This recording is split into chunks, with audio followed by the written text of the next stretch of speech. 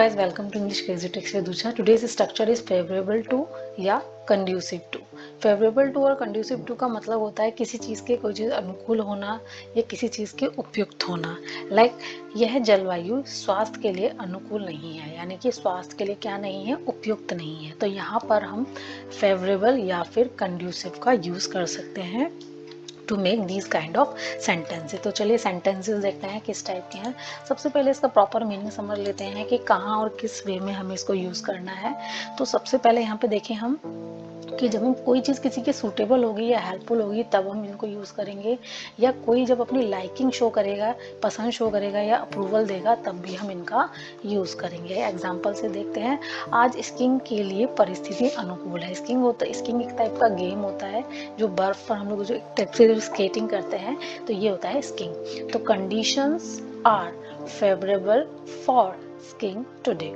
ठीक है, favourable for भी लगा सकते हैं और यहाँ पर फेवरेबल टू भी लगा सकते हैं। तो conditions are favourable to skiing today या फिर कंडीशंस आर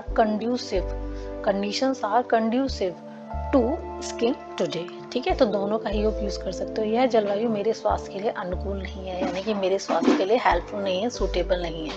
तो this climate is not conducive to my health. Generally इसका जो रूल होगा वो यही होगा कि आप सबसे पहले सब्जेक्ट लगाएंगे और फिर इज एम आर लगाएंगे। आपको सेंटेंस देखना है, लेकिन 90% यही रूल आपको अप्लाई करना है। सब्जेक्ट लगाएंगे, इज एम आर लगाएंगे। अगर पास्ट का सेंटेंस है तो वाज पर लगा देंगे और इसके बाद लगेगा क्या, इन दोनों में से कोई भी, या तो आप फेवरेबल टू लगाइए या फिर आप कंड्यूसिव टू लगाइए, और उसके बाद जो उपयुक्त यानी कि जो ऑब्जेक्ट आएगा वो आप लगाइए। ठीक है, तो देखिए वही है, द क्लाइमेट यानी कि सब्जेक्ट हो गया, इज हो गया।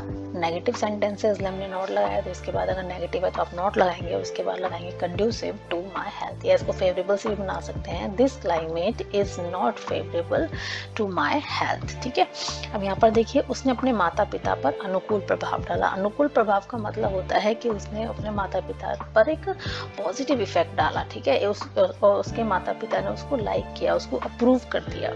तो she made a favourable impression मतलब प्रभाव ऑन हिज पेरेंट्स। अब यहाँ पर देखिए स्कूल का लक्ष्य सीखने के लिए अनुकूल माहौल बनाना है। स्कूल का जो एम होता है वो होता है सीखने के लिए एक पॉजिटिव एनवायरनमेंट क्रिएट करना है। तो द स्कूल एम्स यानी कि लक्ष्य है to create an atmosphere conducive to या फिर फेवरेबल टू लर्निंग। दिन का प्रकाश पौधों की अच्छी वृद्धि के लिए अनुकूल होता है। तो द डे लाइट इज, यहाँ पर देखिए डे लाइट सब्जेक्ट है, इज हाईली कंड्यूसिव यानी कि बहुत ज्यादा अनुकूल होता है। तो हाईली कंड्यूसिव या फिर highly favourable to good plant growth, यह पढ़ाई के लिए अधिक अनुकूल माहौल है। तो this is a more conducive atmosphere for studying. देखिए यहाँ पर फिर हमने यहाँ पर देखा, हमने कंड्यूसिव के बाद फॉर भी देखा। तो जनरली आप लोग टू और फॉर दोनों ही यहाँ पर लगा सकते हैं।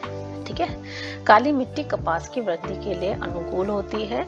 तो यानी कि ब्लैक सॉइल मतलब मिट्टी, तो black soil is favourable to the growth of cotton.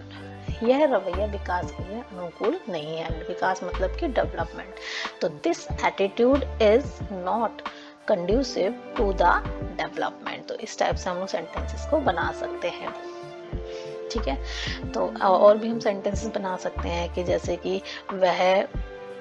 वह इस प्रस्ताव के अनुकूल नहीं है, यानी कि इस प्रस्ताव को वो अप्रूव नहीं कर रहा है। तो ही इज नॉट,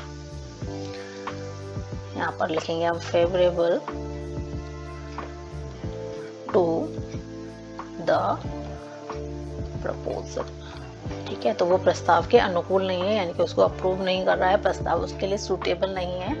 तो इस टाइप से हम लोग यूज कर सकते हैं। तो आई होप मेरी वीडियो से आपको कुछ सीखने को मिला है। तो please like, share, subscribe and comment. Thank you so much.